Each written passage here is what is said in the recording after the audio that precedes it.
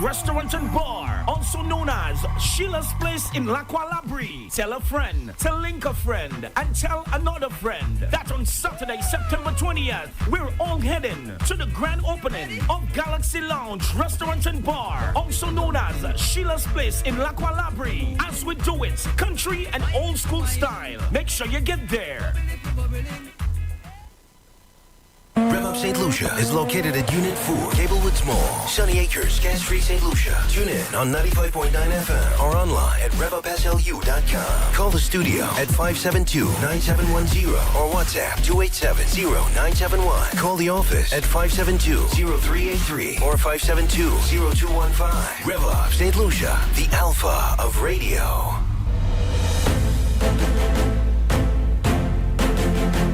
Welcoming you those on Facebook, on YouTube, and also on X.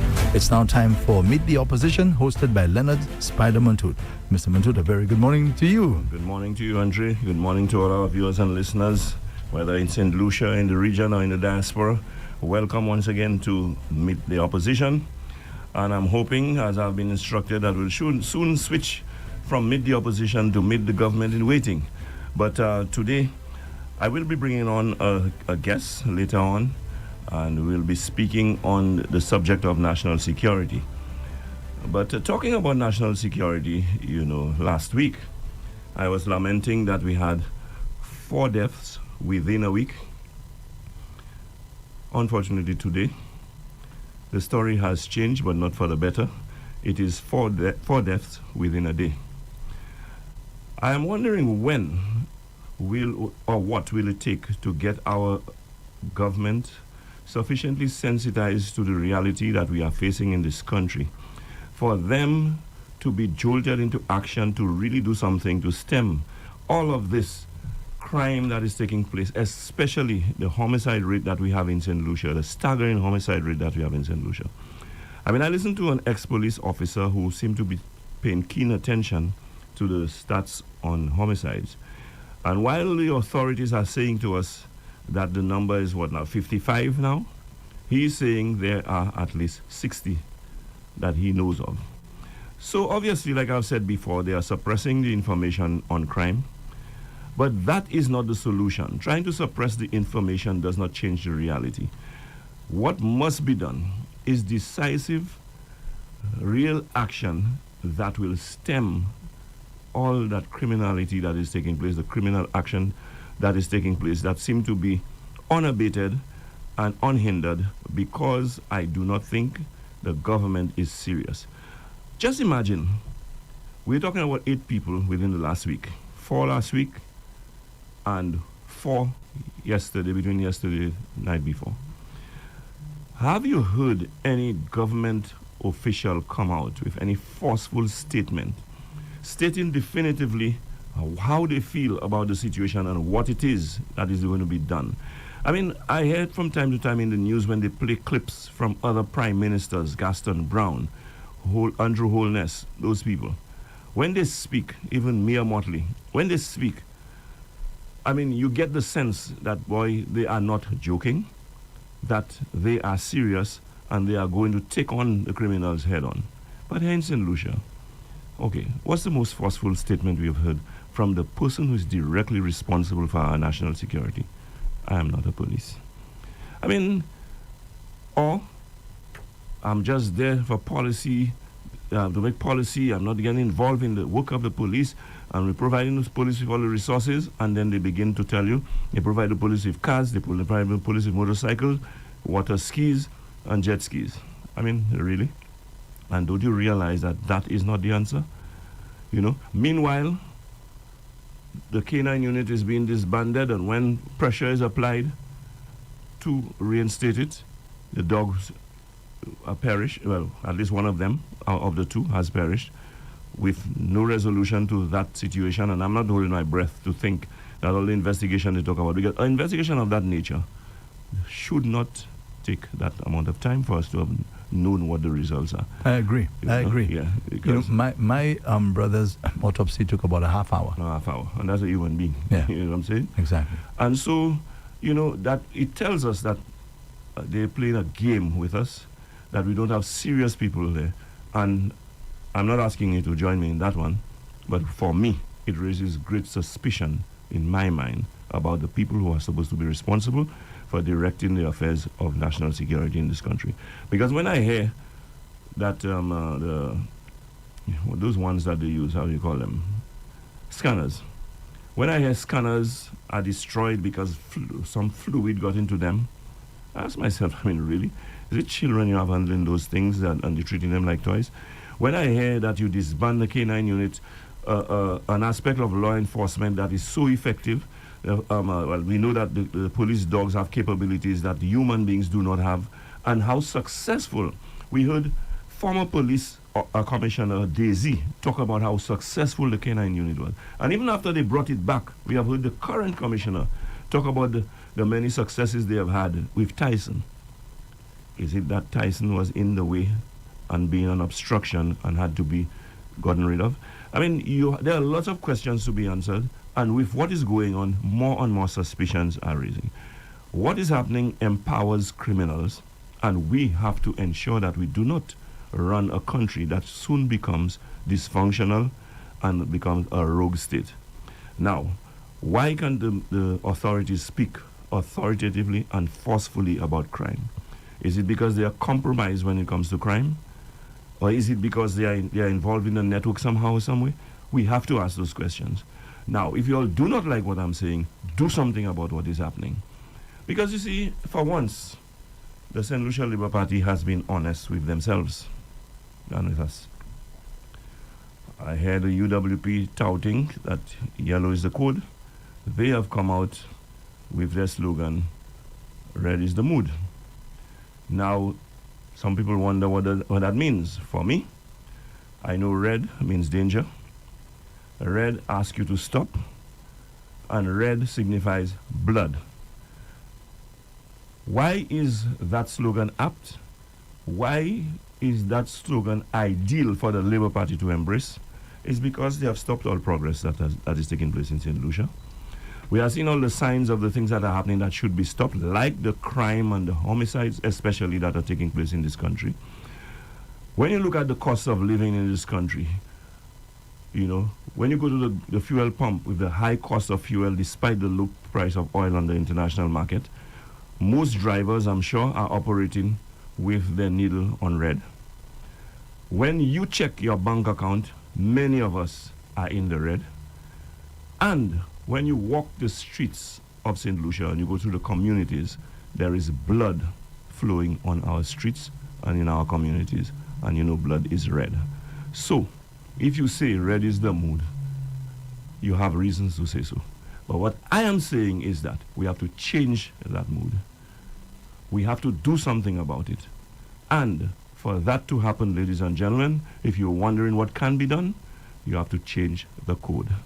And the code has to be yellow. Because this government has failed, and it has failed dismally. And so, when we see, I mean, we had a good lull in the south for some reason, but obviously it had nothing to do with the actions or the efforts of the crime-fighting forces or the authorities. Now, you know, now what I'm saying to you is that I'm not a trained law enforcement officer or anything like that, but if there's a crime that takes place in a particular area, in that case, VJ, 3 people were found in a car, dead. You're saying to me, not long after, in that same area, you find another car, you know, burnt and with a body in it as well. So I ask the question, when these things happen, what kind of investigation is being carried out? What kind of surveillance is being, you know, put into action? I mean, it's like almost like a free pass for criminals to do as they please. Now, those of you who have not been affected, there's the saying that we only appreciate the situation when it hits home. But for those of us who have not been affected, do not tell me, like I've said in the past, that you're not involved in drugs. Do not tell me that you're not involved in gang activities, and as a result, you do not care and to think that you're safe. You are not. What if a farmer coming from his garden or his plantation, whatever, steps out of the bush just when those people are being shot, and he witnesses that. You think the perpetrators will let him go? What if you are in the bush when the bullets are being fired? Okay? And even if they didn't see you, that doesn't mean the bullet will say, well, they didn't see you, it won't hit you. You can innocently be in the line of fire and be caught in the crossfire and killed. And we know too that even in the heart of the city, when the guys have their targets, they don't care whether you're in a crowd, they don't care whether you're among people. They don't say, people, excuse me, I want to shoot Spider. They just fire. And we know of cases where innocent people have been hit. We have seen that it has gotten to our shores now that when the gangsters are engaged in their battles and their revenge and reprisal killings and so on, some of them do what they do and run away. We have seen that their relatives, people associated or connected with them, who may be innocent, who have nothing to do with what is going on, have been killed. I remind you of the old man, the tailor in Vieux-Fort. I remind you of the grandmother and the 2-year-old child in Vieux-Fort who were killed, okay, as collateral damage in all of what is going on. We have to bring it to a halt. We have to bring it to a stop. Because, you see, we seem to think that, okay, I'm not in it, I'm not involved, and so you say, you are not. And our government must understand that as this is allowed to fester, as this is allowed to continue, it goes from bad to worse. Because when would-be criminals see that these things are happening and most of the perpetrators are not brought to justice, that's the reality, you know, they will feel that it's a free-for-all and that they can get involved, and others will feel that if they have any grievance, any gripe, that they can settle it with the gun. And also, the measures we are waiting for by our government to show that they are serious, to help prevent some of those incidents. The preventative measures would include beefing up security at our borders, whether around the island, in our bays and coves and so on, and at our ports. That is not being done. I heard the Prime Minister say that he's waiting for the French. He has made a request to the French and waiting for the French, okay, to let us know whether they will approve the request or not. This is sufficiently serious. This is sufficiently critical. This is sufficiently crucial for our government to find the money necessary and make that necessary investment to save our lives and to beef up our security in this country, to go out and purchase and pay for those dogs to beef up our security and crime detection. So I ask myself, how serious are those guys? You know, just taking it for, because they can find money to buy votes. That is more important. Saving our lives is more important. And you ask, how does it save your life? Well, there are more guns that filters through our borders and our ports and comes into the country, the greater the risk for you and I. Because if everyone has a gun, the likelihood of you being shot increases proportionally. And so we have to bear in mind, because soon what is going to happen, even law-abiding citizens will feel the need to be firearm carriers. Now, what happens? Even a law-abiding citizen has a firearm. A situation that would arise where you just shake your head and walk away. If you're carrying a firearm, although most people who carry firearm will tell you, boy, there's some discipline that goes with it. But humans are humans. If you're carrying a firearm, the likelihood of you drawing that firearm is greater. The likelihood of the person that you have an altercation with pulling out one as well, whether licensed or unlicensed, is greater. And the possibility of one shooting the other, or both shooting each other, is increased. That's not the kind of town we want. We like I said, let us remain as Helen of the West. Let's not have our country transformed to the Wild Wild West. That is not what we want in this country. And so I'm making this appeal, I'm making this plea, first of all, to the young people, to avoid being lured into the life of crime, into the drug world, into the gang culture. And, the branding of a firearm, and to think that, it is an accomplishment to boast of how many scalps you have had, how many people you have killed, and so on. And I'm also calling on the authorities to take your responsibility seriously. Now, I have to do it once again. I realize that the Minister of National Security has failed us dismally. Year after year, the situation, rather than improving, seems to be getting worse. And he has admitted himself that he does not have the answer, and his excuse is that he's not a police. So I am asking the Prime Minister of this country to do St. Lucians a favor and fire the Minister of National Security, because the Minister of National Security is a dismal failure. Ladies and gentlemen, I want to welcome my guest, and my guest for today is Mr. Peter Chico, the endorsed candidate for the United Workers' Party in the constituency of Castries East. And incidentally, the person I'm just talking about, the Prime Minister of St. Lucia, who I'm asking to fire the Minister of National Security, they both happen to be the current representative of Castries East. So, and that is not the reason why I brought Mr. Chico here. I brought Mr. Chico in today because I want to focus a little in this program on the crime situation in this country.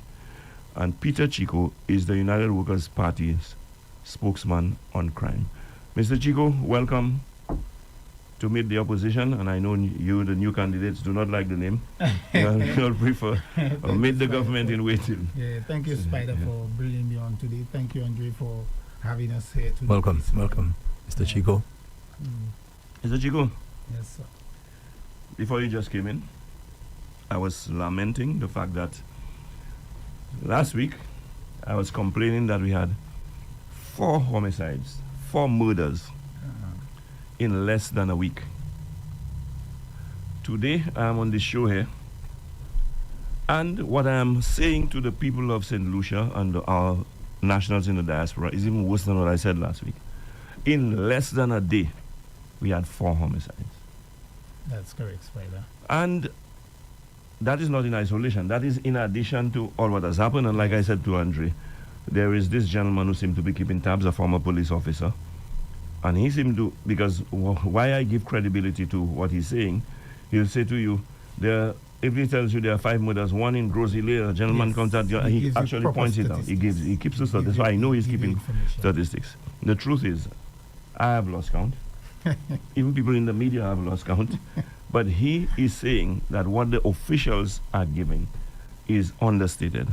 They are suppressing the figures on crime because they are telling you, right, based on their figures, it should be 55 now, but he's saying it's actually 60. So I want to know that your administration, the United Workers' Party, when in government, will recognize that this is a serious crisis that we are facing in this country, and that something be done about it. Now, before you start, Chico, let me put you on the spot. You all had a massive meeting in Miku with thousands of people present. I was impressed with the show and so on. But more than the show and beyond the show, what I was most interested in is that your leader espoused 7 policies to save St. Lucia. 7 SOS. Yes. I was there and I know, but for the benefit of my leaders, did you all recognize the importance and the need to have policies to curb the crime situation in this country? And what was it? Absolutely, Spider. I just want to take this opportunity, even before I answer your question, to extend my condolences to you, Andre, on the passing of Tony Paul, who was a very good friend of mine. Mm-hmm. I also want to thank all the listeners and viewers in the diaspora locally as well, and those on social media for tuning in so that we could share some information and speak about crime and listen to us discuss about crime. But Spider, I am extremely excited about the 7 SOS policies that were spoken of by the leader of the opposition at the meeting on Miku. The one I am even more impressed about is the immediate implementation of the K9 unit. In St. Lucia, this level of crime is just unacceptable. And it's not for the government alone, it's not for we as an incoming government alone to be aware or be sensitized that we have a crime problem in the country. But the citizens themselves have become so numb to the fact that there is a song, another one bites the dust. So you wake up on a morning and you hear another one bites the dust, you hear killing here, there, and nobody seems to be paying any interest or any attention to it.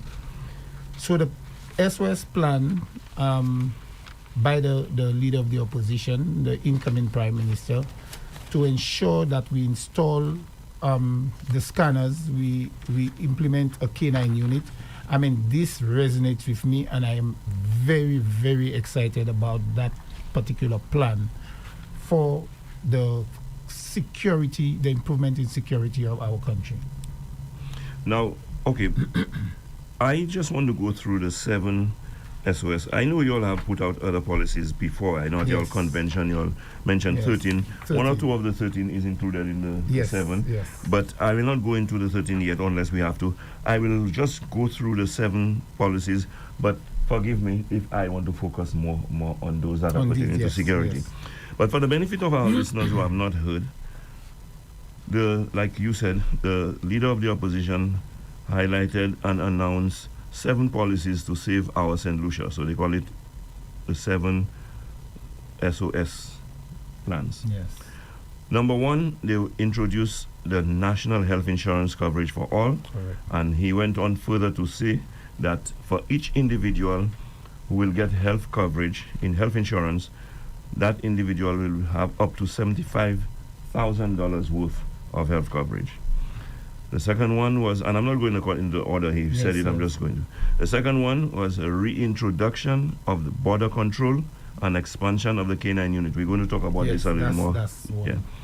3, you will pay pension to banana farmers who did not pay NIC, and those, because these are old now and cannot work, those who built the country in the heyday of green gold, and those who have passed away, a one-time payment will be made to their families.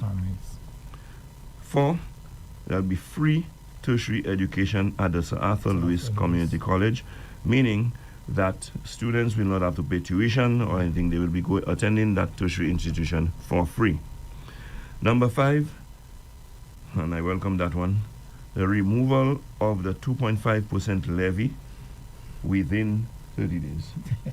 Now, that 2.5, you know the history, we were lied to by the Prime Minister.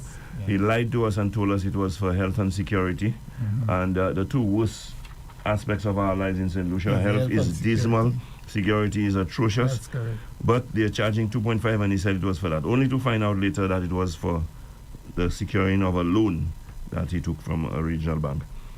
Number 6, the dam dredging fee for residents of the South will be removed. And just to quickly explain this, there is on your water bill, your WASCO bill, a fee, I think, of 10% that goes towards the funds needed to dredge the John Compton Dam in Roseau. The government, the United Workers' Party, is saying when they got into government, they removed that fee for people in the South because the Roseau Dam does not serve people in the South. As we all know, the Roseau Dam serves people in the North. And what is the next one? The gas prices. The 7th one is they will immediately reduce the gas price to be more in line and to reflect better the low price of oil on the international market. Now, I think all of those measures are very important and will bring some reprieve to the population of St. Lucia. I can see a few that directly benefits me personally. I mean, I have a farm, but I don't do bananas, and I wasn't there in the days of green gold. That's not for me. But I think those it is going to serve are well deserving of it. But forgive me, Andre, because maybe it's because of my age, I am really interested in the national health insurance. Yes. You know, admittedly, I don't have children of that age. My children have already graduated from university, and I'm not looking to send anybody to serve always. I do intend to go myself. I don't know if they accept people as old as I am. So that's not for me. But it will benefit many St. Lucians, and it will have an implication for the future. But when we talk about the levy, well, the dam dredging fee, obviously, I live in the north. But the gas price, the levy, the national health insurance, and in particular, the reintroduction of the border control and expansion of the K9 unit. Now, that is what I want to talk to you about. I want to start off with you now. Do not limit yourself when we're talking about security. There are things you know for obvious reasons because of your training, where you come from. Yes, that's correct. You know where you worked and all of that I don't know. And I can ask you about what I don't know. So feel free to introduce any matter you think that is pertinent to the discussion here this morning. Feel free. You are my guest, and my guests, are the one of a priority, and because people want to hear more from you than they do from me. But talk to me about the reintroduction of border control and the expansion of the K9 unit. First of all, what does that mean, and how does that make me feel safer, and how does that make St. Lucia a safer place? Spider, the implementation of border control, prior to my demeeting office, we were well on the way. Prior to your demeeting office as a customs officer? Okay, hi. We were well on the way to getting border control implemented. We had already done most of the work in terms of preparation for implementation.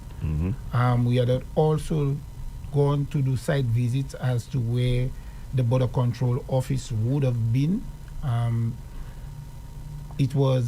The site visit was done by myself, the consultants, the Commission of Police, the personnel from the Ministry of Planning. We went across to look at the area, which is the old Golden Hope site, which has been sold. The area has been sold, I suppose, to a private investor or local investor for his business development. And it is a sad day when we look at the level of crime that is happening in our country, and to find the area earmarked to develop the border control center, or to put a border control office where practically all levels of security would have been managed from that location. The government, after the change of government, you had new government coming, and that plan was literally shelved. We had a K9 unit, a functional K9 unit. As a matter of fact, the K9 unit, when it was being introduced, we had a couple of runs, demonstrations, and to ensure the effectiveness of the K9 unit. So when we did the demonstrations, we were impressed with the unit. And so some operations had been set. There were frequent operations done on the ports, and we had basically set a program alongside the Royal St. Lucia Police Force for the use of the K9 unit in the streets as well as on the ports. But it was a sad day in September of 2022 when I went to a meeting with the current Attorney General, and that meeting was specifically called to discuss the K9 unit, the continuation of the K9 unit. And when we went to the meeting, a security plan was requested of us, and I had prepared a security plan which I handed over to him. And he did inform me that the Prime Minister was actually interested in continuing with the K9 unit. However, after the meeting, a few days later, I am finding out that the K9 unit would have been disbanded. And I mean, that really did touch me, because I realized the job of Tyson, the job of the K9 unit was just something else, We had never seen that. At that time, you were acting controller of customs. I was acting controller of customs. And I want to say to you too that at the same time, Milton Daisy Yes, was the commissioner commissioner of police. He Yes. too was pleading that they That we reinstate continue. the Yes. So, at the meeting with the Attorney General, an issue was raised where apparently SLASPA had some issue with the use of the unit on the port. And so I said to them, look, the customs laws speak specifically to that. If the K9 unit is assigned to perform on the port, it's just a matter of the control of customs informing SLASPA in writing, basically appointing the K9 unit as a unit within the customs department.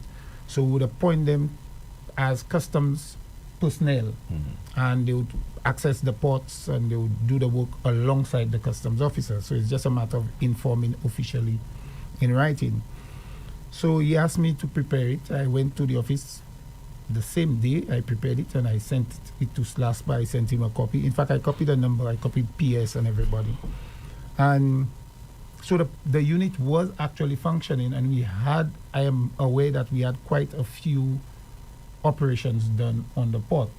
We had actually provided the customs officers with certain probes and certain tools that they could actually probe containers, barrels, and whatnot to give the dogs access to the contents. Okay, but I want to interrupt you here to ask the question. I mean, we're talking here about K9 unit and so on, but we have customs officers, we have port police and so on. So why do you need K9 units? What is the advantage of having? Well, the advantage of the K9 unit is the K9 unit will basically sniff out, especially those we had the guns, money, contraband like cocaine.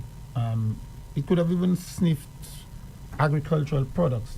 And I remember I went to do in 2011. I went to do a non-intrusive technology program in Santo Domingo, and while talking to some of the dog handlers, they told me that you could have trained the dog to do anything you want. And in 2011, Customs actually had a K9 unit, a functional K9 unit. Customs department had 2 dog handlers, and they were each attached, had a K9 attached to them. And one was in Castries, one was in Viewfort. So in Santo Domingo, I learned that you could have actually trained the dog to do a lot more than just go sniffing for cocaine. And so when I came back to St. Lucia, I wrote a completely new program. I wrote a completely new structure for the use of the K9 unit. However, our K9 unit it was kind of an aged unit, and the dogs were disbanded until the United Workers' Party government in 2016, when they came in, they decided to implement this K9 unit. What's even sadder about that is after the disbanding of the unit, Tyson came in, and Tyson was murdered. Like they say, it was murdered. And I think that is a disservice. Any government who causes that to happen and does not act speedily to ensure that that is replaced, to me, that is criminal. Okay, now I want to ask you a few questions for my enlightenment and that of my viewers and listeners. You said, and I mean, the authorities themselves are suggesting that there was some malicious activity there in terms of, in fact, their words were that the death of the dog was suspicious. Which leads many of us to think that the dog was killed. Yeah.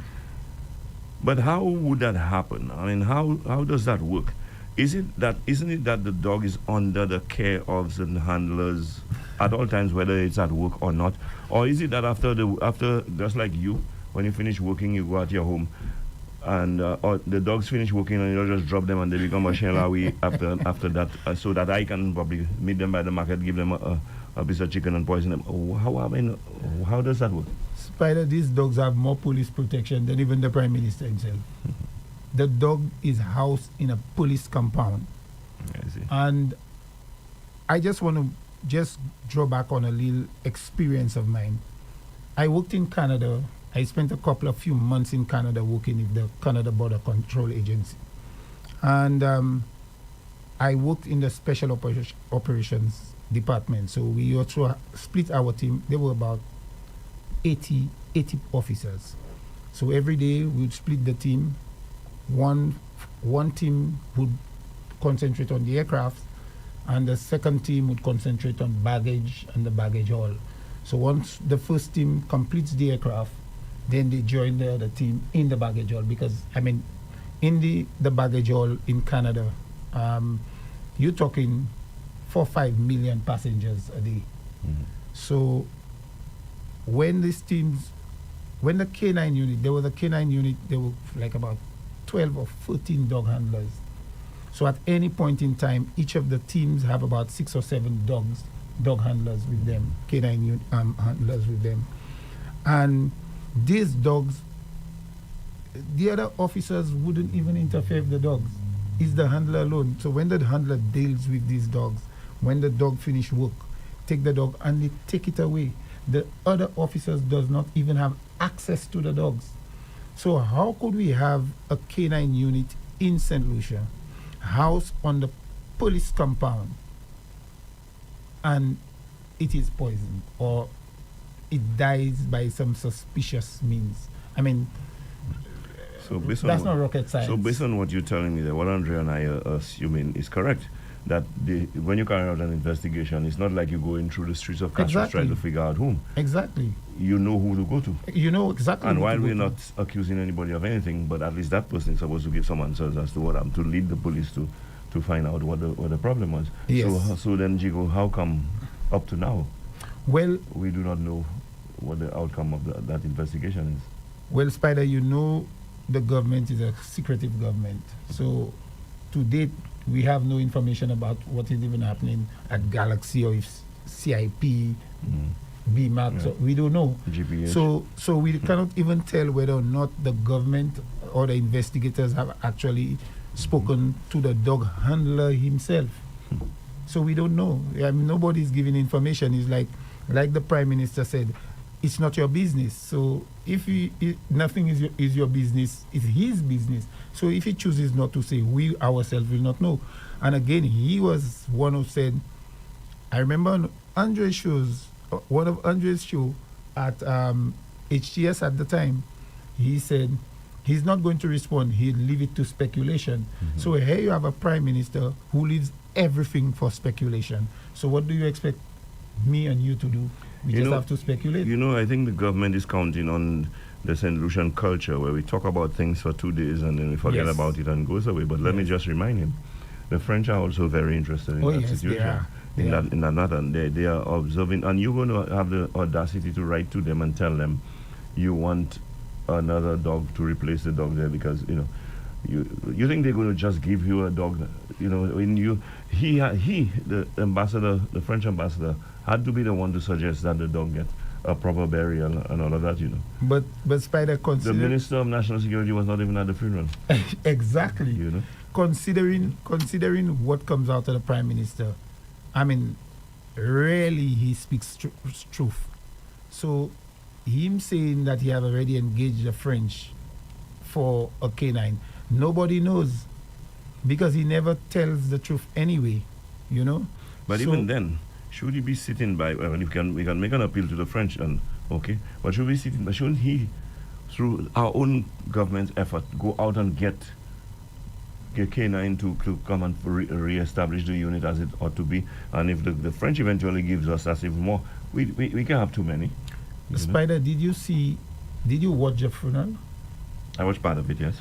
Did you see when the French ambassador I saw the emotion, yes. was making his presentation? Mm-hmm. I am not even sure he completed it. Yeah. I mean, the gentleman was just very emotional. I mean, I'm not sure he completed his presentation. Mm-hmm. And it shows the level of sensitivity, the level of love that they had for the dog. Now, whereas in St. Lucia, Spider, somebody say, a dog died, they kill a dog. I mean, not somebody that say that El Guapo said that. in the parliament. Richard Frederick said that. Yeah. You know, this is just... Now, this is just I'll tell crazy you to me. something. I feel, now, I'm not one of those that are trying to be politically correct. And the last thing you can call me is a diplomat. The French ambassador is a diplomat. He is. So I know he did not express his raw feelings. No. Okay? No. These fellows are very sophisticated, but you can read between the lines, and you can tell that the gentleman was disappointed, and he had a problem with what's going on. Now, for those of you who wonder, so what does that have to do with him and so on? It is not only that they're the ones who provided the dog to St. Lucia, they're the ones who paid to get the dog trained and everything. That is not the only thing.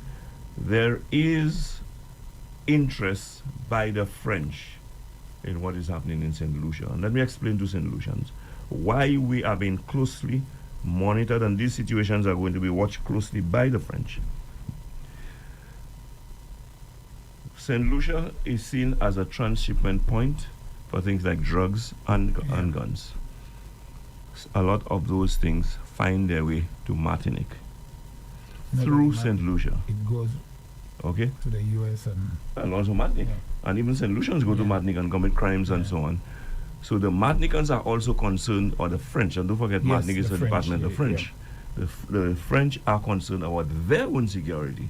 So what happens here has implications for them. So they want to know that we are in a group. It's just like the CIP. Yeah.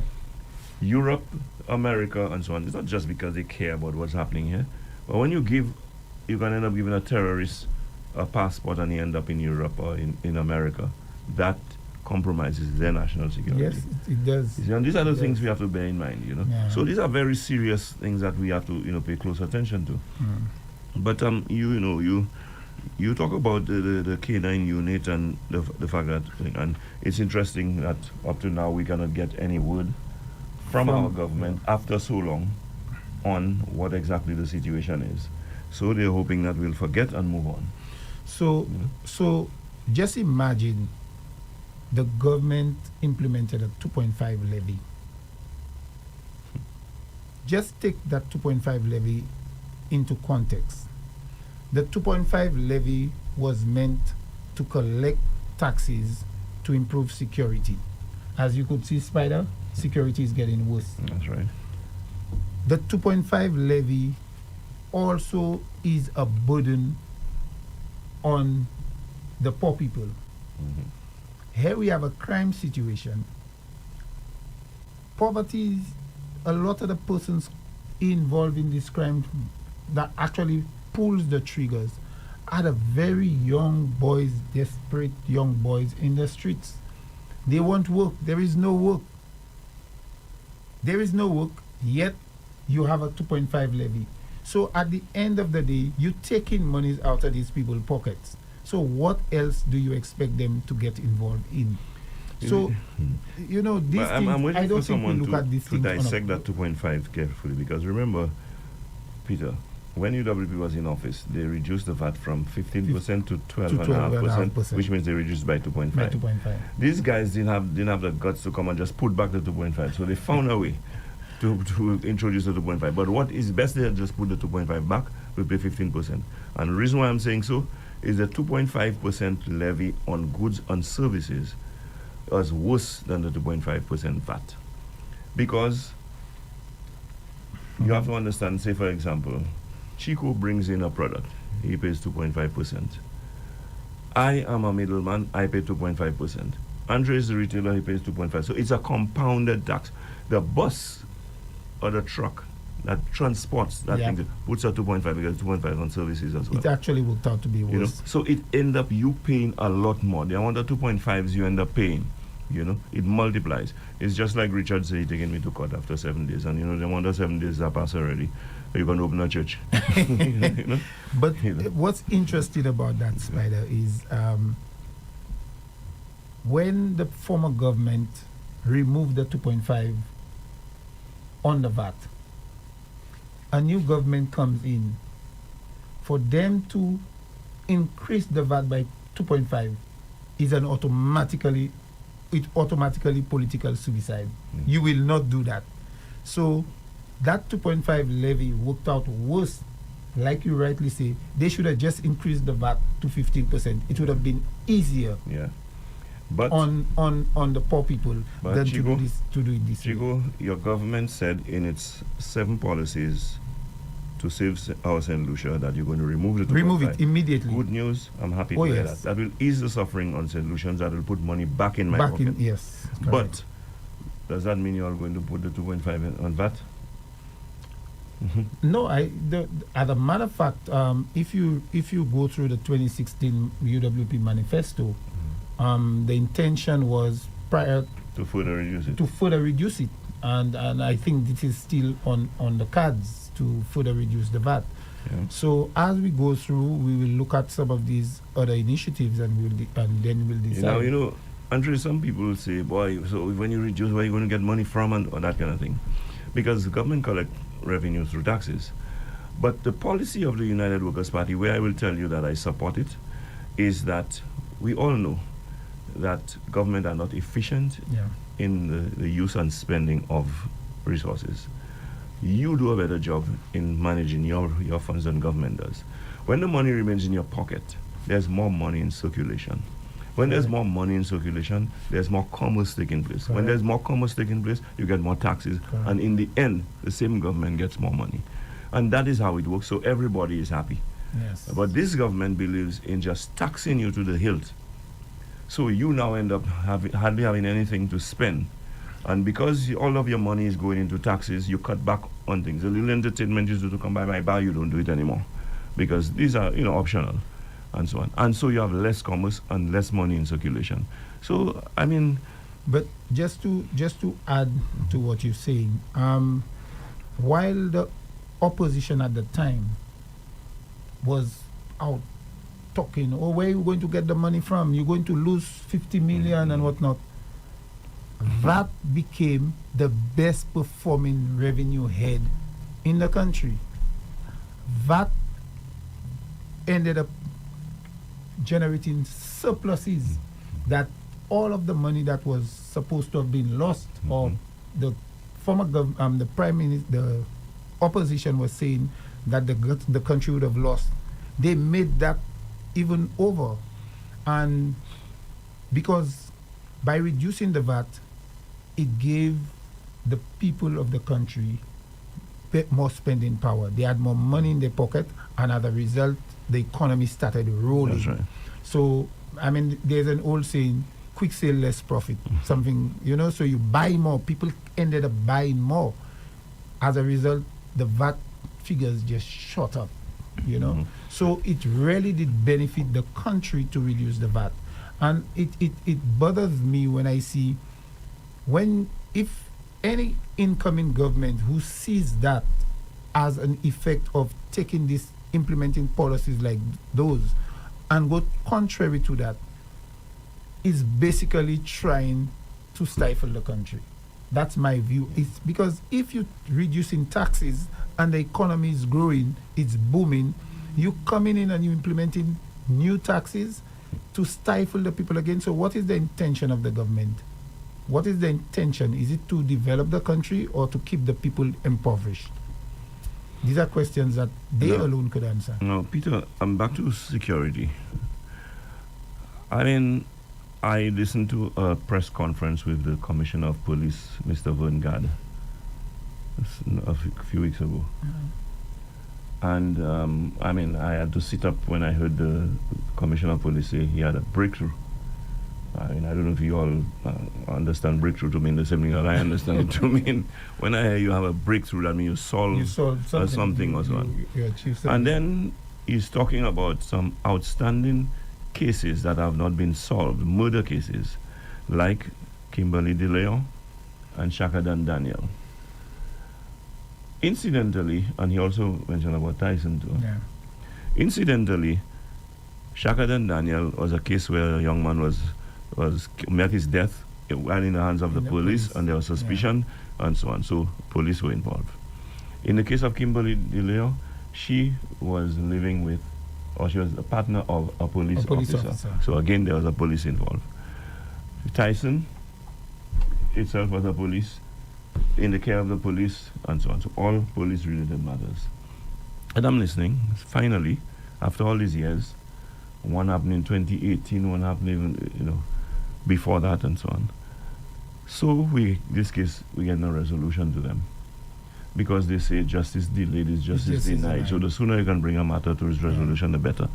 And the police commissioner looked at us and said that these matters were investigated and they satisfied that should proceed to the courts, but the evidence have disappeared. Now I wonder if it's Andre that had the evidence holding for them, and Andre is a careless fellow and he loses it, he don't know where it is. I mean, this is something, Andre, that is kept by the police. By the police. And it is supposed to be kept, Andre, for safekeeping. So there ought to be a system, to ensure not just the safekeeping, but the integrity of the evidence, And you just come and tell us casually that it disappeared. Yeah. For Kimberly Leon and for Shaka and Daniel, the noose that was found around his neck, these things just disappeared. And in the case of Tyson, the man cannot tell us, well, Andre has been sent home. He was the handler, that's what they call him, the handler. He has been sent home pending investigation. Not that they're saying you're guilty, Andre, but you maybe getting your salary still, but you if there's an investigation going, you can't be there to contaminate the investigation or to interfere. They're saying, we're nothing like that. Up to now, we can't nothing like that. And I'm thinking to myself, what kind of country are we running? I mean, and then when I think that it couldn't get worse, a minister of government, El Quapo, Richard Frederick, stands in the parliament. And says that when they broke down custody suites, that is where the evidence was kept. And because the police got no notice, in other words, an excavator was on the site waiting to tear down the building, and they had to tell the fellas, or while the fellas were in there, they were taking out windows and everything already and so on. So, suggesting that is why the evidence was lost. Can you imagine that? Now, Spider, to me, when our people listen to that and believe that, something is definitely wrong with them. You breaking down, Andre, you breaking down, you doing a renovation at your home. You repairing a bathroom. Will you just go in there for a jackhammer and start busting up the walls without ensuring that the water lines are condemned, ensuring that the electric is condemned? What are we thinking about? And what is even worse, Richard Frederick is said in the House of Parliament, you want to know about missing evidence? Ask the leader of the opposition. But then he comes back in a press briefing in the Prime Minister's office and said that he was misconstrued. Yeah. I mean, solutions cannot believe these things. This is just... Well, the amount of disrespect we accept from our leaders in this country, it's a shame, it's embarrassing. Now, Andre, the media has a role to play in that. Oh, yeah. Okay? The media is greatly responsible for that nonsense that is taking place right now, where leaders can feel they can just blatantly lie to people. And nobody's challenging it. And when it is really, disgraceful, and some people speak about it, they can come back and say they did not say it. That has happened right here in front of you. Okay? Now, Andre, you have a responsibility to correct these fellas too, No, because, Andre, they sit here, you have how many of their programs? 2, at least. And they sit there in front of you, and they know you know differently, and they lie in front of you anyway.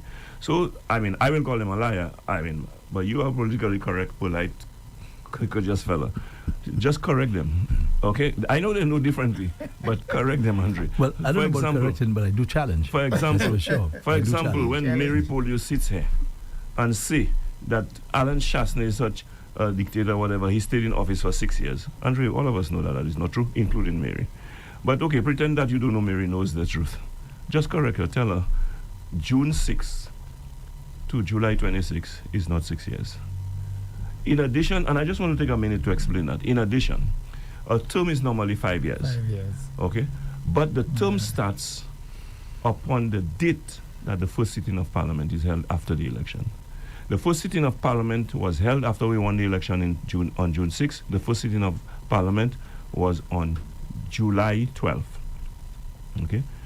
July 12th means that the anniversary date for 5 years would be July 12th, 2021. However, the constitution of this country says you can go up to 90 days after the anniversary date. So Alan Shasney could have gone until October 12th before he called the election. Or have the election back up to October 12th. Okay? He had the election on July 26th. If my maths doesn't betray me, that's about 14 days after the anniversary date. 14 days after the 5 years. But Richard keeps saying it. And he's saying it in the House. Yes. He said Mary it in the Poll, you House. said it here. All That of them we said stayed in office for 6 years. for 6 years. Now, if you can lie about saying it in the obvious things like that, what else would you not lie about? And she said that while calling Alan Shasney a liar, you know. So when it was said in the House, did the opposition respond to that? Yes. I think they did. I think correct, Alan did respond. But you see, the thing about it is, why is the UWP is weak, and I'm here to see that does not continue. Okay, we like, I would sit and when Mary says that, I know everybody knows that's not true. No, don't take that for granted. Because after a while, people keep hearing it, and it becomes the truth. Okay? We have to ensure that we set the record straight, that we operate on accurate information, and let people make their decisions based on the truth. For example, Andre, Cabot. Richard Frederick El Quapo keeps repeating it, keeps saying it. And all the surrogates who are mouthpieces for the Labour Party keep saying it, that Shasney took government land and gave it to Cabot, and Shasney took St. Lucian's NIC funds and gave it to Cabot. Now, what is the truth? That property we're talking about, where Cabot has the development right now, was in private hands for over 50 years.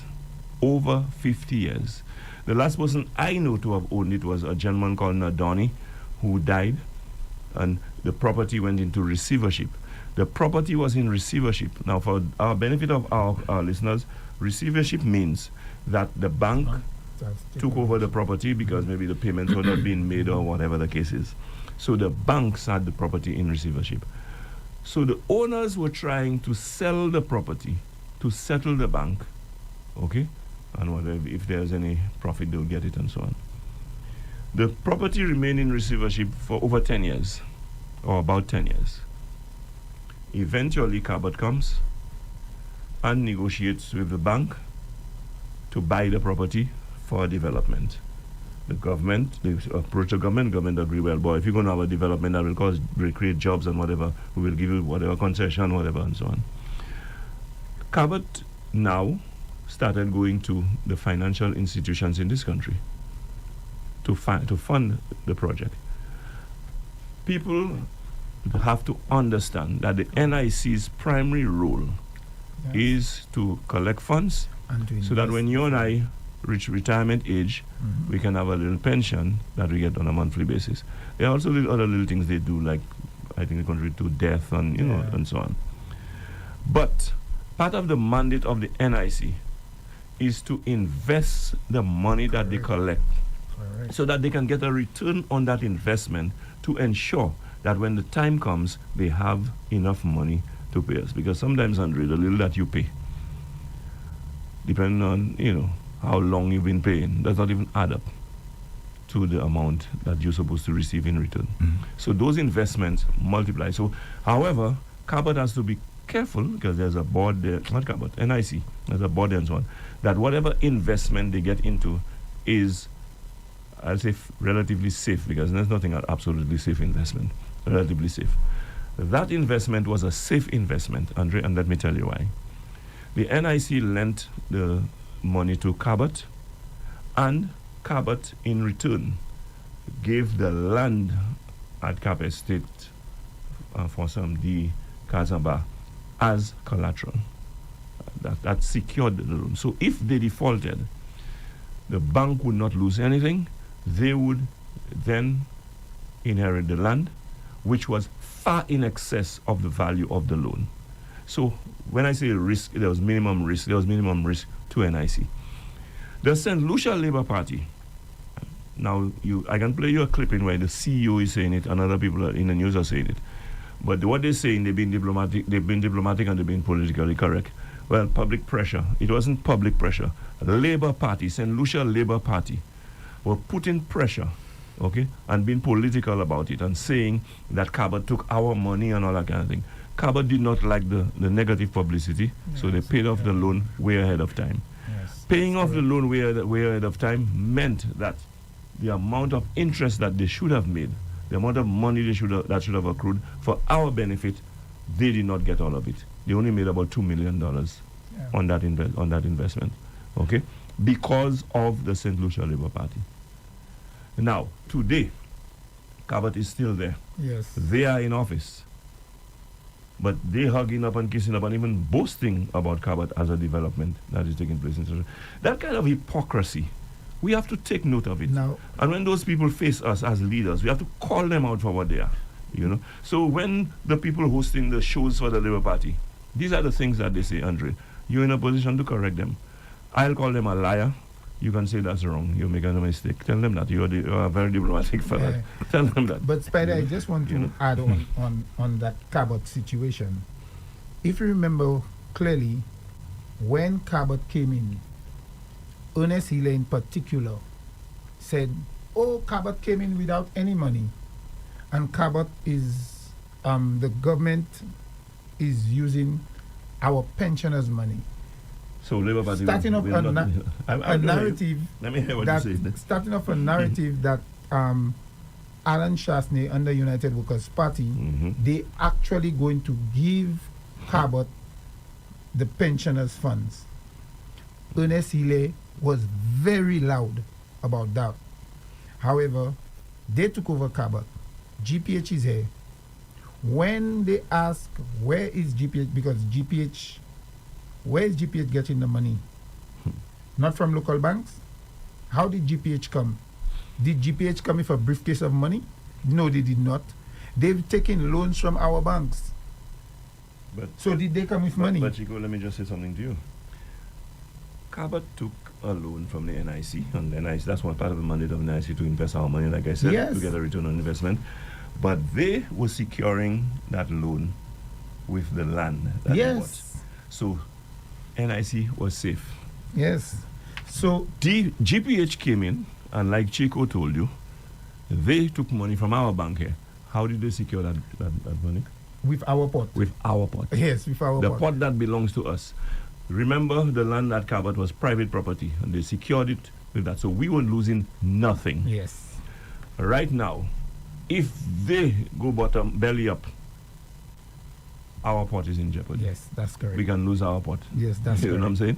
So, I mean, look at those hypocrites. But Spider, and they see nothing wrong with that. Look at the hypocrisy of it. So when Ernest Healy was challenged, but Cabot came, GPH came and they were getting loans from banks from our local bank. You know what his response was? But they are investor. They taking loans from our bank. They will pay interest and they will pay this in order to improve our. I mean, how hypocritical could that be? Wasn't that the same situation? But that's the same situation with But the Cabot. difference is, Peter, I want to emphasize the difference is Cabot was taking money from NIC, local funds. Yes. But they were providing a collateral that was theirs. That was theirs. GPH came like a boxer. Well, boxers at least have gloves. A baker. A baker don't have tools. He just walk barehanded, his flour is in the bakery. And so they got that money from our thing and is our property. The pot that they gave to them for 30 to 40 years for $1 a year. They got that collateral for $1 a year, and they can leverage it to get a loan of $40-something million, right, from our banks here in St. Lucia, and that is the collateral they use. Yeah.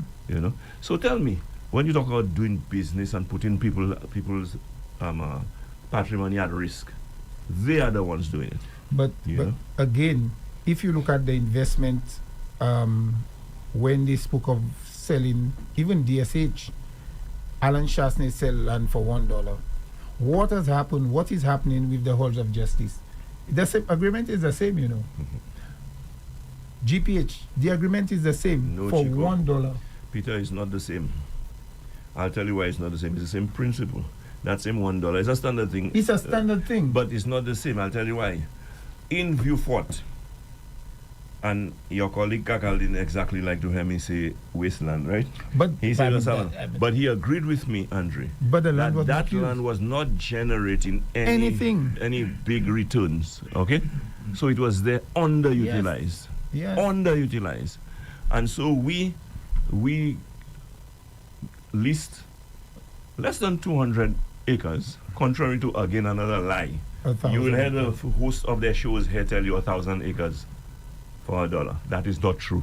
It's less than 200 acres for $1, and it's land that was underutilized.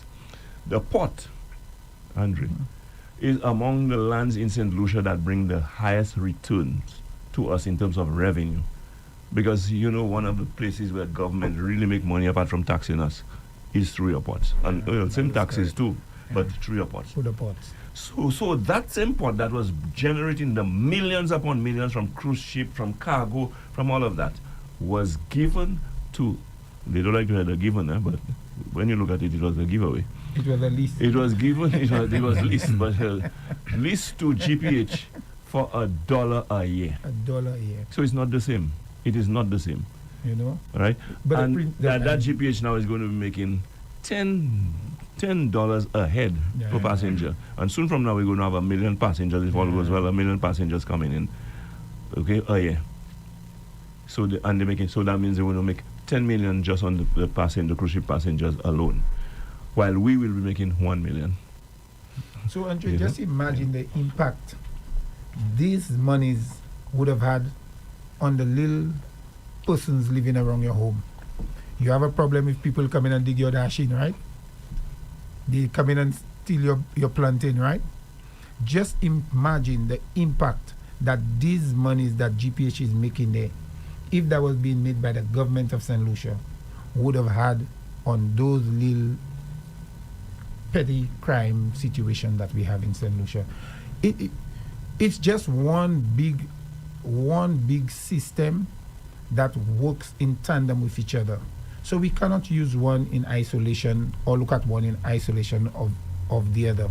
All of them basically works alongside in tandem with each other. So for when I listen to some of the rhetoric that is being spewed by the St. Lucia Labour Party, and I sometimes even when I read some of the comments coming out of their supporters, it really just makes me wonder what the people themselves, how badly brainwashed our people are. Well, we have to take some responsibility for that, Peter. Yeah, because we do not push back on the lies. We just figure that's a lie. People know that's a lie. So there are people who do not know, so we have to correct it. Yes, we have to. We have to. Yeah. Now I want to come to the national insurance, crime and national insurance. One of the problems that we have, if you look at a lot of the gun violence that's happening, the victims who get killed, they leave behind families. But a lot of the victims who survive, they have to live with these wounds. Just imagine I have a constituent of Castries who was just shot a couple of weeks ago, I think in the Black Malay shooting. And that constituent is still living with 2 wrongs stuck in there, and she's just there. There is no system to take care of these individuals.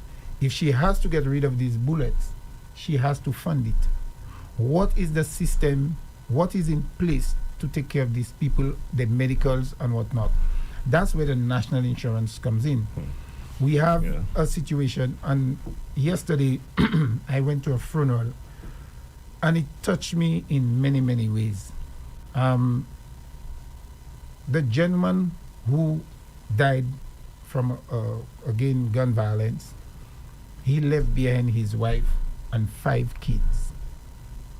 The wife is alone with 5 kids. Young couple is alone with 5 kids. And at the funeral yesterday, I witnessed, and you could see that's a nice little family. When I met them, I literally fell in love with them because I realized they had a nice, tight-knit family unit. And I watched the wife yesterday when they completed signing the register. She went and she lay down on the coffin and she started to cry. I myself, I saying that and I could actually feel, I shed some tears in the church myself, because this is something that St. Lucians must be mindful of. We have to understand that we have a crisis in this country. We have to understand that the authorities must play their part, must take responsibility for that crisis we have. Because many families, I just sat down and I watched the amount of people in the church. And there were so many people that obviously were impacted. If you were not impacted, if you didn't know the person, you would not have been in the church. And it just brought to my attention that we must continue driving this sensitization to our people, that crime is a problem and it must be addressed by whoever is responsible for it, whether it be the government, whether it be the police. And we must find solutions, because those families are hurting if nothing is done about support for those persons. These children, all the children, the young children around this gun violence, they are going to grow up and we're going to have a rotating door, a cycle. It's just going to go around in a cycle. We need to break that cycle. It is difficult, but some drastic measures have to be taken. The criminals need to understand, or the authorities need to make those criminals understand that enough is enough. They will be found. You cannot continue down that path. If not, St. Lucia, we are already on the dark cloud. If something is not done to address that, Andre, I am not going to put my hands up in the air. Forget that one. My hands are not going to go up in the air, because the Prime Minister said his hands in the air and he's looking for recommendations. Even when recommendations are given to him, he puts it in a bin. So his silence, the government's silence. Now, I've been criticized a lot because I've been posting and talking a lot about crime, and even some of my friends are taking issue with it. And they keep telling me, oh, you're politicizing crime. This is not politicizing crime. This is bringing an awareness that St. Lucia, we have a crisis on our hand. We must address it. So forget about party colors. Stand up and say enough is enough. Last night I had a meeting in my office. And while our phones going off in Antripo, my brother's children calling him to find out where he is, because they're home and they hear gunshots. Like in the day when you're in the forest, you hear birds. In the night, is gunshots. Yeah, this is what St. Lucia has become, and nobody seems to be prepared to stand up against and say something has to be done. And what is even worse, the supporters of the St. Lucia Labour Party, when you speak about this thing, they want to criticize you and talk about we have crime in the United States. We don't care about crime in the United States. We care about crime here. Our people in St. Lucia has to be looked after. The security of our people is paramount. When you have a Prime Minister who disbands a K9 unit, we have scanners. Spider, can anybody give me an update on the scanner situation in St. Lucia? The scanners, I don't think, they're still not working.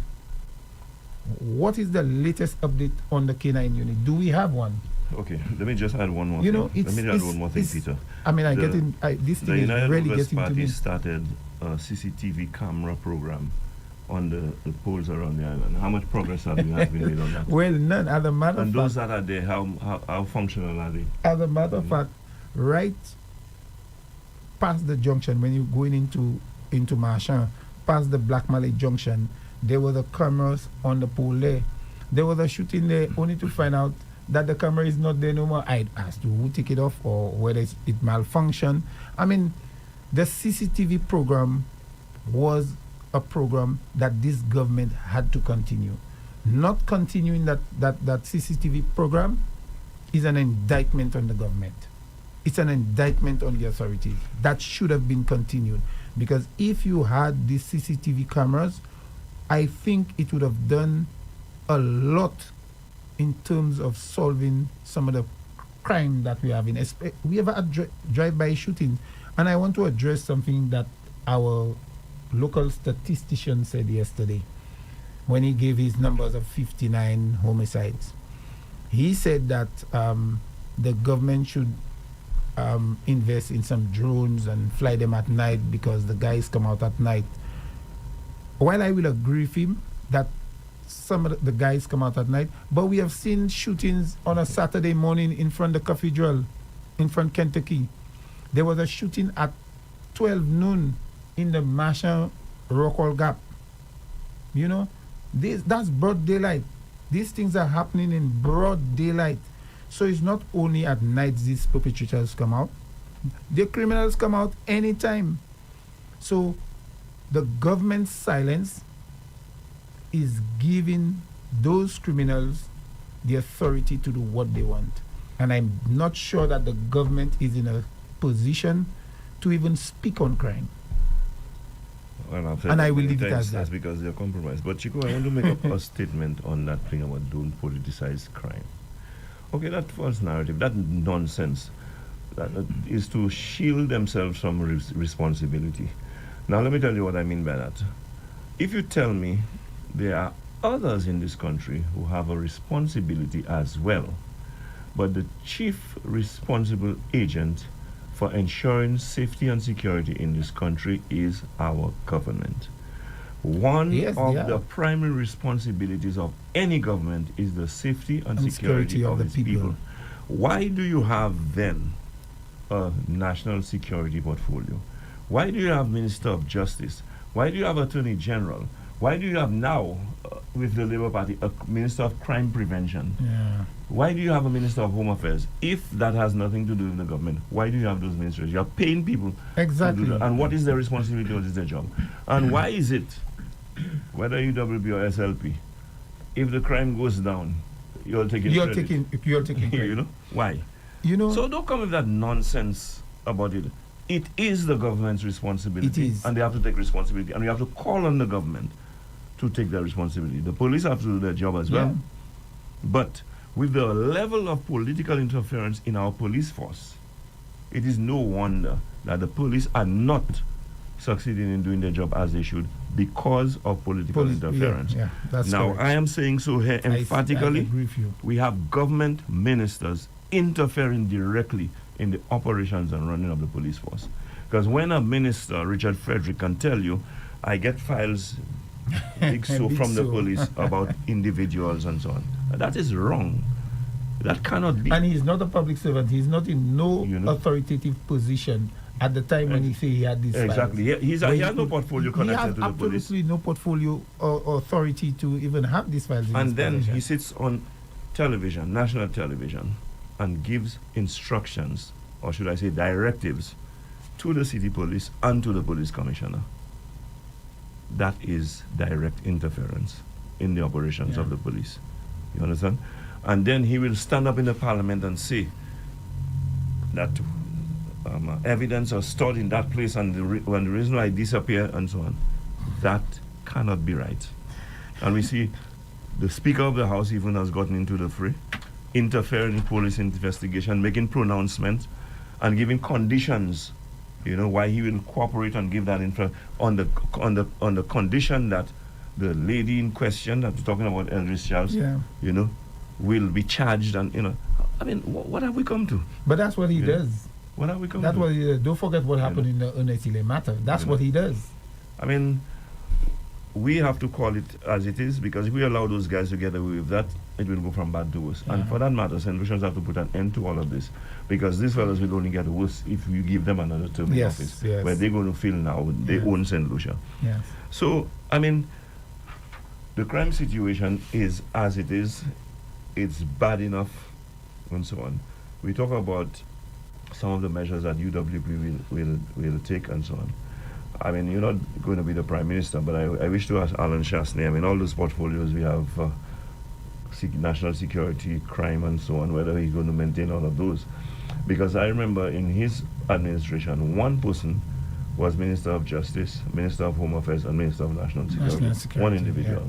Yeah. Right now, those portfolios are spread all over the place. All over. And up to now, we cannot be told exactly what it is that any one of them Chairman of what function is. What are his policies on crime prevention? Now, there are efforts that can prevent crime. But you don't need a special minister of crime prevention to do that. And even with him, they're not preventing crime. Because when you disband the K9 unit, your scanners are not working and evidence is disappearing and all of that. How are you preventing crime? Yeah, so we see crime, the police basically operating in a reactive way. And they get a call, they get 4 persons dead yesterday, 3 in a car, 1 somewhere else, and they react to that. But what are the preventative measures that are being put in place? Right. You know, and we don't see that many preventative measures other than off and on you get a little roadblock too, but that's not sufficient. We need a lot more preventative measures. We need to invest in training for the police. We need to ensure that the police are sufficiently equipped. And I heard the Prime Minister talk. He's boasting, I am the Prime Minister that have given the police the most vehicles. I just built in a headquarters in Grozile. But is that what really needed? Other than the training, Let me the just say something to you. investigations, What the matters to community me, policing? no, what that matters to me is not who's the Prime Minister that gave the police most resources, who's the Prime Minister that has brought us the best results in terms of national security. For that matter, let me inform the Prime Minister what he does not know.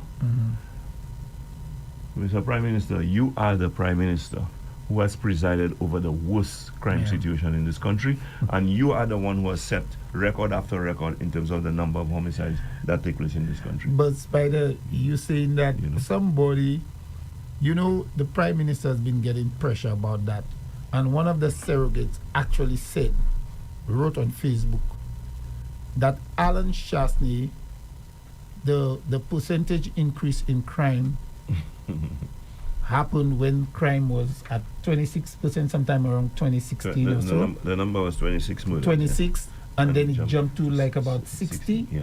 And he say the percentage increase is over 100. 100%. So Alan Shastney has been responsible for more crime. I mean, how crazy could that be? And St. Lucian's listening to this thing, I was of the view that the person who wrote that was an intelligent person, but now I have to question the definition of intelligence, because crime jumped from 26, murders jumped from 26 to 60. It was a little more than 26, but less than 30. Less than 30 to 60. He's saying the percentage But then the increased. following year, and that was alarming, mind you. Yes, but the following year, it went down. It went down, and when the St. Lucia Labour Party came in government, it has consistently been over 70. Shot up to 70, it 71. Has consistently been over 70 just on the going up. consistently. So how could you say that the former government or the former Prime Minister is responsible for a higher percentage of murders than the current Prime Minister? I mean, the math just not mathing for me. I try to wrap my head around it already. It's just my head is just too small to wrap around that kind of mathematics, So when surrogates could be posting that kind of information to convince their supporters that we do not have a crime problem, something is wrong with us. And I will continue to be an advocate against that level of crime and criminality. I will continue to talk about it. I'll continue to write on it, and I will continue to bring the awareness to St. Lucia, to our people, the very Labour Party supporters who are silent with the government, that we have a problem. Because it's only one day it will get to one of us. And that is the bottom line. It's only when we are confronted with it, now we're starting to panic, and now we're calling everybody. We're pointing fingers at everybody you didn't do. But when the time was right for you to stand up, to take a stance and say, look, We have a problem, let us deal with it. You there playing politics? We're talking about Peter. I mean, we saw murder after murder after murder in the Castries Basin, Oh, well, in the yes. including In the constituency Castries, that you wish I mean, to represent. But there were 11 murders in Vieux-Fort, albeit in a short space of yes. time, and they were like killings, what I call collateral killings and so on. Yeah. And Vieux-Fort was labeled and is still labeled as an escalated crime zone. But just think of the number, and the gentleman who calls Newspin and provides figures on the homicides made a significant point. How many murders have taken place in Castries? And when I say Castries, whether Castries is Castries Central, in the last 2 months. Oh, yes. But it's not an escalated crime It's zone. not. Because you know what? The Prime Minister represents Castries East, and the guy who controls him, Richard Frederick, represents Castries Central. So they will not label those places as not that I'm saying they should, because labeling Vieux-Fort an escalated crime zone did not work for them. Solve any problem. Yeah, because look, we just had what? Four. Six murders in Yeah. Vieux-Fort in the last week. Yeah. 6, and so I ask myself and I say to myself, do St. Lucians examine the consequences and the repercussions of the crime situation in this country and how it affects them, even if it's not directly, but it affects them. So, Peter, let's look at the consequences of crime. Your safety, your security. Yeah. By the way, it's nearing 10:30, yeah? Just so you know. Yeah, we'll open the lines in a minute. So, I mean, I asked you to come and check me tonight. Going out at night, whatever, your freedom. Yeah. Yeah. Tourism. Yeah. Advisories coming from this place, that place, and the other place. Don't go to St. Lucia because of crime. So our economy. I read a post on Facebook. But I actually posted it where a warning was sent from the UK informing their citizens about the level of crime in St. Lucia. I mean, so be careful when you. So are our freedom in St. can be Lucia. jeopardized. Our economy can be destroyed. Businesses can. Exactly. Businesses going down. Yeah, and the other thing too is when there is so much crime in our country, who are the victims of crime? Young people, especially young men. Yeah. So productivity is in jeopardy because those young men are killed in the prime of their lives before they even contribute as they should to the country. Those that are not killed, some of them are arrested and they're in prison. Instead of contributing, they draw in from the nation's resources. Our health system. The health system takes. Don't forget, everybody do not die, and many that are injured, maimed, and so on. I mean, it draws from our resources from that angle, and so on. I mean, just think about it. Yeah. It affects us in so many different ways as a society that we must give top priority to that scourge. Now, Peter, I will open the lines now. Andre, could you please open the lines so our listeners give them the numbers so that they can call in to make their contribution. But as with any and every show that I host, I will say to you that when I have a guest here, utmost courtesy to my guests, and do not attempt to take over the show. I am the host. So you will have an opportunity to ask your question or make a comment, but you'll do so as briefly as you can so that we can get as many callers as we can. Andre? Okay, sure. The number is the fixed line, 572-9710. The fixed line is 572-9710, or you can WhatsApp 287-0971. WhatsApp is 287-0971. Again, fixed line 572-9710, or WhatsApp 287-0971. You have somebody on the WhatsApp platform. Put on your headphone, Chico, so you can have in case there's a question for you. Hello. I've not even had mine on yet. Oh, Andrea, hello. Good morning. Good morning. Hello. Okay, good. Hello. Good hello. morning. Are you hearing me, sir? Yes, go ahead. Please make your contribution. Good morning. Yes, sir. Good morning. To Mr. Chico, Spider, and to Andre. Morning, sir. Morning. And I was it's been a bit on crime. I was listening to the Prime Minister yesterday on a news clip where he said he's done the most for the government, for the police officers. And I think the Prime Minister cannot be right, and he cannot be honest with himself. Because motor vehicles these things do not solve crime. Precisely. The Prime Minister must be honest with himself and understand the importance of a scanner. I am not sure if currently the scanner is functioning, because I was told it's a very critical piece of instrument in terms of detecting contraband, things of that sort. I do believe if this thing is not functioning, this Prime Minister cannot be serious to be speaking to the nation as if we do not understand the importance or the manner in which crime should be solved. The other thing that has brought question to this Prime Minister's honesty. This gentleman seems to be just interested in politics, building a structure where you can see that he could point to, so you can see that it is legacy. And I suspect this is why he stopped the hospital in the south, because in his view, that would be some kind of imprint on the minds of the people. So if he kills that project, then it takes care of the political part of things. But let me go back to the crime. When this gentleman got into office, he disbanded a canine unit, which I was told by a police officer friend of mine that to every, outing they made, they had a 60% success. And yet, armed with this information, the gentleman still came in and disbanded the police unit, the canine unit. On top of this gentleman waited for at least 2 years, not 6 months or 3 months. He had a whole year to think about his reckless behavior. He waited at least 2 long years with pressure from the opposition or the person to eventually reinstate the canine unit. And within a year of reinstating the canine unit, there's a mysterious death of the dog, and the Prime Minister refuses to speak to the people of this nation to reassure them this cannot be accepted, to reassure the people he's investigating this case, to ensure that all forms of impediment in the way to reaching to the bottom of this business will be addressed. I cannot understand, as a Prime Minister, this gentleman is not just a minister, he's the main minister with the last word. And I'm saying to the people of St. Lucia who are listening to, I'm saying about something on and report right now, I'm looking at it saying 404% listening to.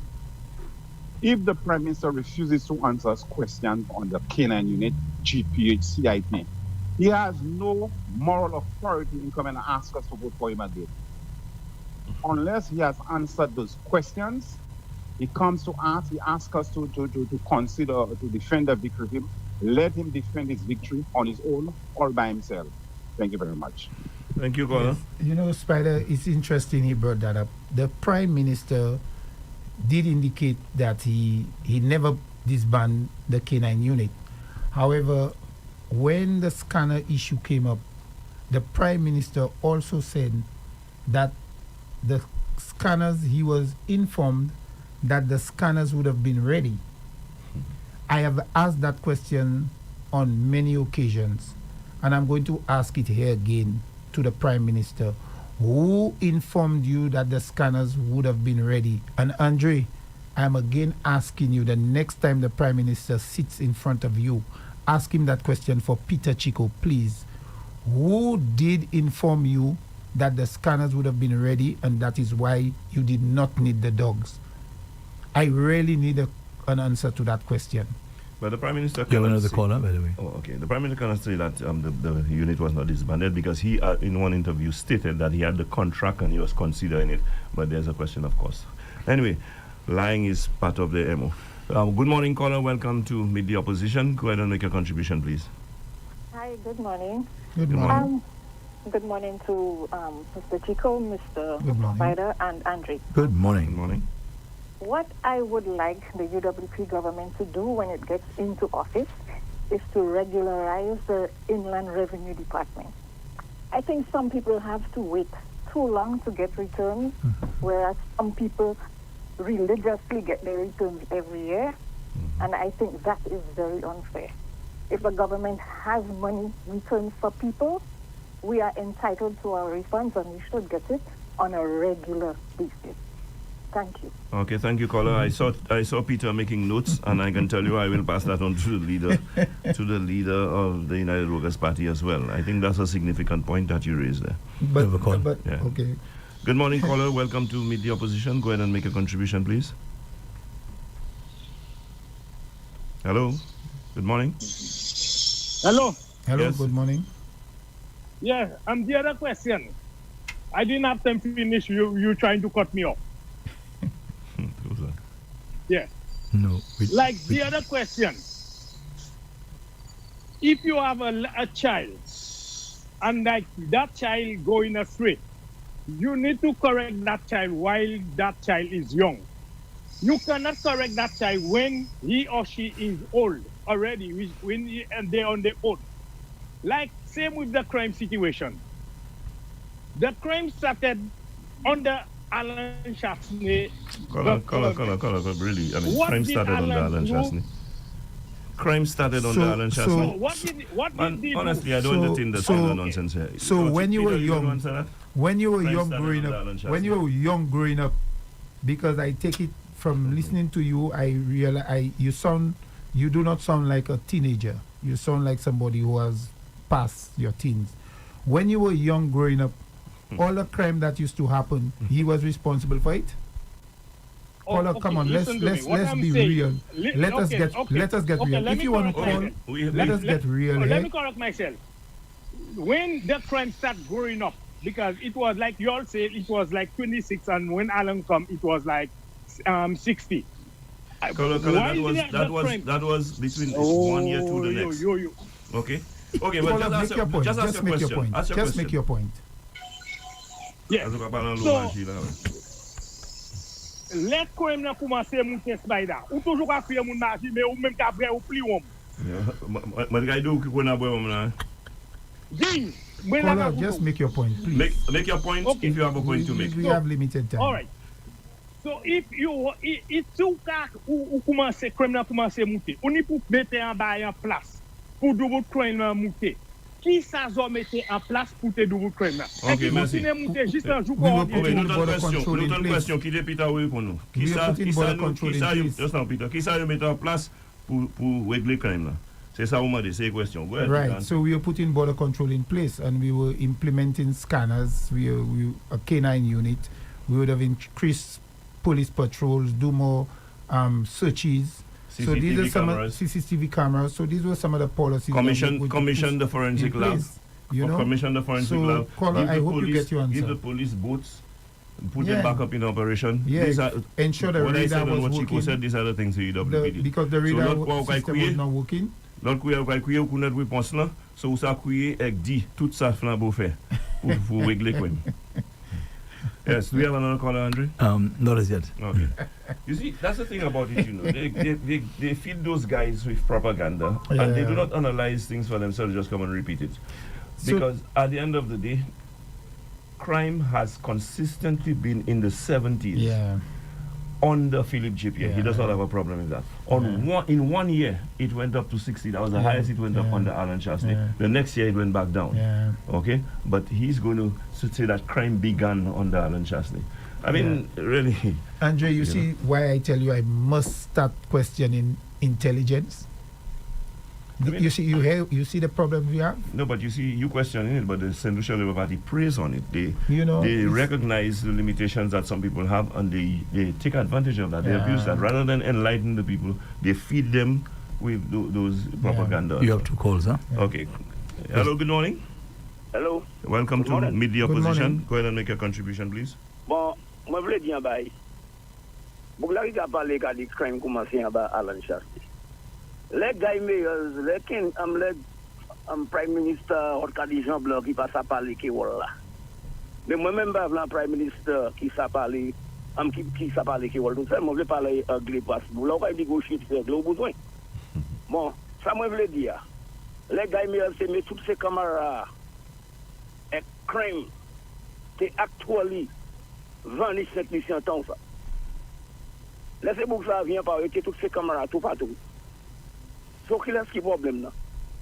Et nous ça fait contribution. Quand même du temps, il est bon pour garder ça qui a passé, ça qui a fait, mais ça qui est plus important, c'est ça qu'a fait actuellement. Oui. Actuellement, nous avons une situation qui nous pas jamais vu avant.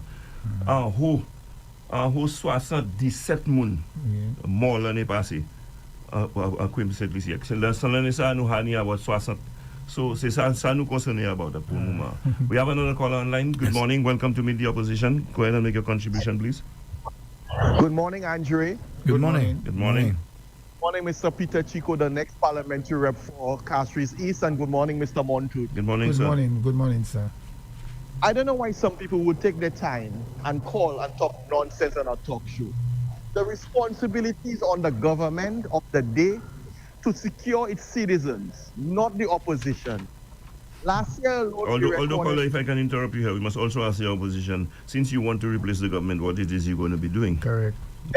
Correct. Last year alone, St. Lucia recorded 77 murders. Year before, I think it was 73. The year before that, 75. Yeah. 75. So we have been breaking records when it comes to murders, and this government, this Labour administration, does not have a clue of how to protect the people. Yesterday we had 4 murders. Have you heard from the crime prevention minister? Or the Minister of National Security. Exactly. You know why you're not hearing from them? Because your life, St. Lucia, does not matter to them. They don't care. That's correct.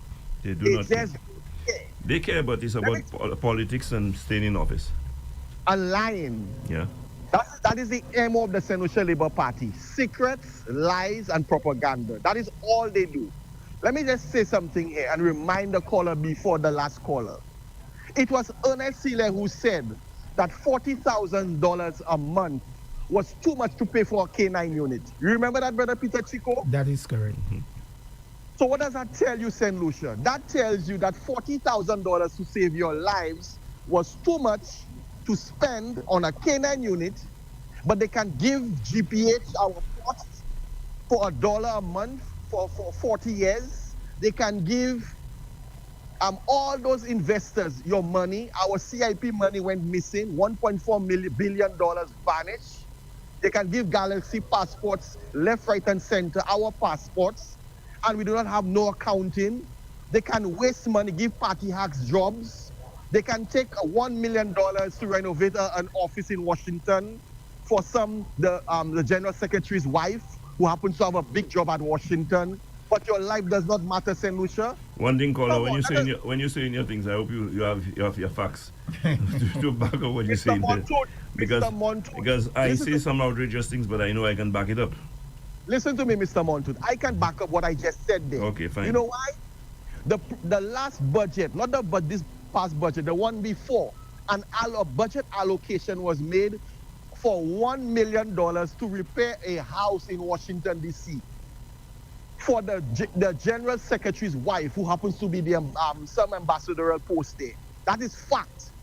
So I'm not making up this thing. So that is more important than your life, St. Lucia. Okay, so what we see now with the crime, and you know what is sad? Philip Pierre lied to the country when he said he never disbanded the K9 unit. You disbanded the K9 unit. You got rid of the dogs. Because you said $40,000 was too much to spend to protect the people of St. Lucia. And that's a fact. St. Lucia, wake up. We have to get rid of the St. Lucia Labour Party government because they do not care about you. All they care about is to protect the victory at any cost. Okay, Think St. Lucia. All right, thank you, caller. Thank you, same to you. And I just want to point out too, like how they have, eroded the image and integrity of the police force. I mean, even today, who they have as acting commissioner of police, a gentleman with accusations of sexual impropriety swirling around him. I mean, you would think that that matter would be dealt with and put to rest before you move forward in doing anything, including that gentleman. I mean, these are the things that undermine the integrity of the force and the image of the force, and these are the things that give St. Lucians the impression that, it's a free-for-all. Crime is not a priority in this country, and we're not serious as a government, that you all do not even have the legitimacy and authority to take a stance when it comes to crime. Good morning. Just before we move on, yes. and I'm sure you will agree with me that we have to distance ourselves from this comment about the General Secretary of the party. Okay, we know nothing about that. We have no evidence of that. Yes, exactly. So thank you very much for supporting me on that. All right. Okay, let's take another call. Good morning, caller. Do we have somebody else? Yes. Good morning, caller. Welcome to Meet the Opposition. Good morning, Spider. Good morning, Mr. Chico, and good morning, Andre. Morning, Good sir. to you. Morning. Go ahead and make your contribution. And further, Andre, I would like to extend my condolences to you on the passing of your brother. Thank you very much, sir. Thank you. Mr. Chico, that question is aimed at you, and it's looking forward. Since you spent most of your career at customs and in the civil service, I would want you to expand on and tell us, if you become, or when you become a part of the UWP government, are there any changes to customs and excise in particular that you would like to see implemented that would further enhance the economy of this country and make business easier when it comes to dealing with customs in this country? I will listen. Okay. Thank you, sir. Thank you, caller. I'm happy you posed that question to me, caller. I think one of the first things that must happen is move speedily towards the implementation of the border control. Border control in itself would create the environment for business, for security, to ensure that the country gets a better service from the customs department. I myself have had my challenges with customs since I left customs.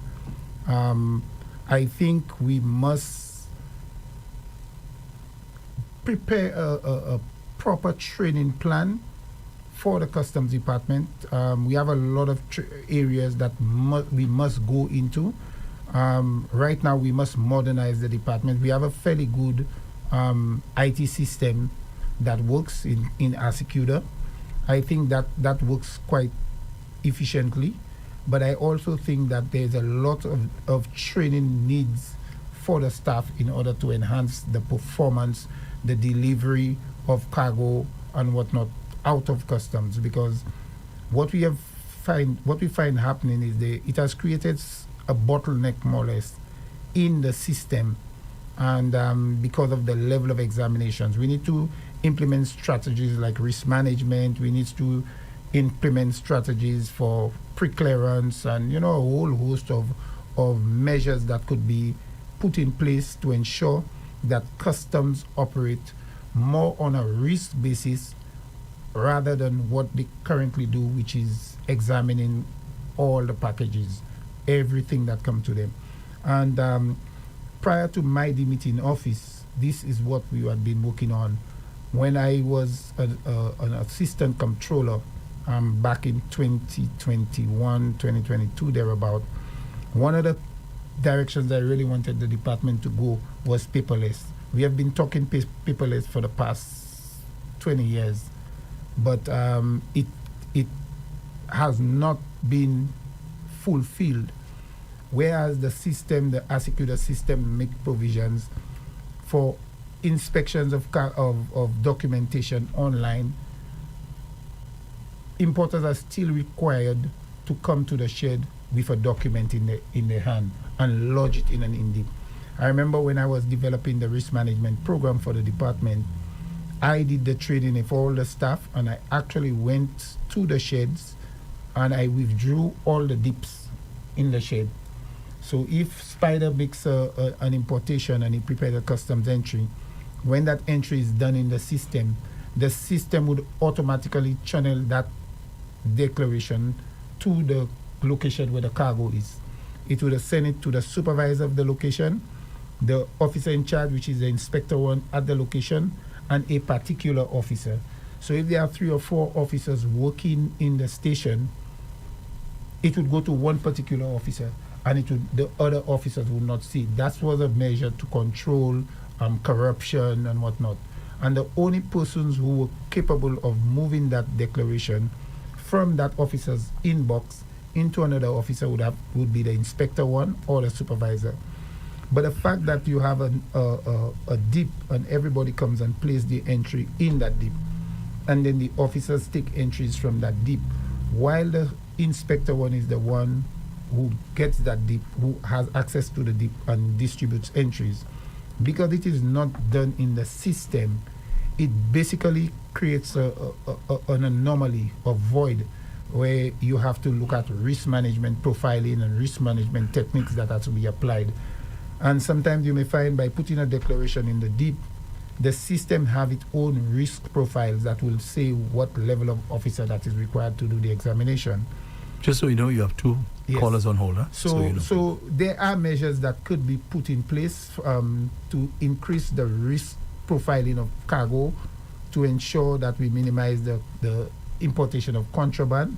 And once these training needs are met, I think customs would be in a much better position to deal with commerce or even crime with the scanners and the K9 unit.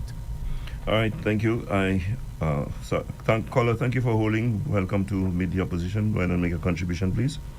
Good morning, Spider. Good morning. Good morning. Good morning. Chico. Good morning, Andre. Andre, let me take this moment to offer you my condolences. I have not been able to call Rev-Up since the passing of Tony. I mean, I just accept my condolences. Thank you. Guys, I just wanted you guys to know, there seems to be an emerging trend with the St. Lucia Labour Party and this government that in times and in moments of crisis, that is when our leaders choose to go off on vacation. We would remember that the Commissioner of Police went off on vacation on the heels of one of the bloodiest moments in the life of our country. And he put in charge a man who has criminal charges, and I hope I'm using the right phrase. If I'm not, my apologies, I'm not legal eager by any means. But he has criminal charges against him, and this is the person that was put in charge. Now, on the heels of one of the most gruesome days in the history of the South, we have had 4 execution-style murders discovered in one particular area. The Prime Minister chooses at that moment to go off on vacation. And who does he put in charge? A man with criminal charges against him. So I am very perturbed by this emerging trend by this government of putting persons who are persons of interest to law enforcement in charge of our country. But also on the topic of crime, one would recognize that one of the measures that any institution or government puts in place to keep young people away from crime and away from doing wayward things is sports. That's an outlet that is tried and true to keep young men in particular away from criminal activity and just getting in trouble in general.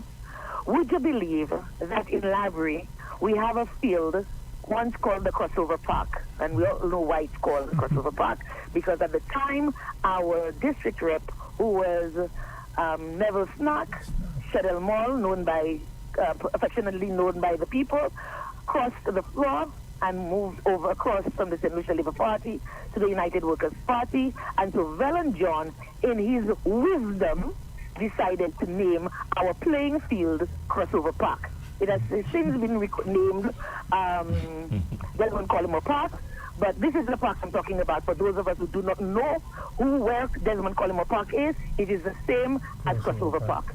Would you believe that this park is where our young footballers who are representing our community of Labrie and Auger are training to represent our community? The field is in a deplorable condition. Okay? They have to demarcate an area in the field for them to train. The field, first of all, is not for football standards. In other words, it's not the size, but they can train on it. But they have to demarcate an area on the field which has very little holes and is as even as possible for them to train, so they cannot train on the whole field. Secondly, most of these young men work a 9 to 5, right? They work a 9 to 5, and after work, they rush from work to get to the field to get daylight hours to train. The reason for this is the field has no light. And I say it has no light because although the infrastructure is there for the light, you could see there are lights there, the lights have never been turned on. Never been turned on. I once dubbed it as the Lawas light because it was my impression that they had turned on the lights to celebrate the Lawas festivities because the grand séance for Lawas this year was held in Labrie. It was therefore subsequently brought to my attention that the lights were not turned on for Lawas because the lights that were used for Lawas was generated by a generator. So the light never really came on. They used a generator to get light. So it cannot even be called a Lawas light because the lights have never been turned on. Never been turned on. Not for any community activities, much less for sporting activities.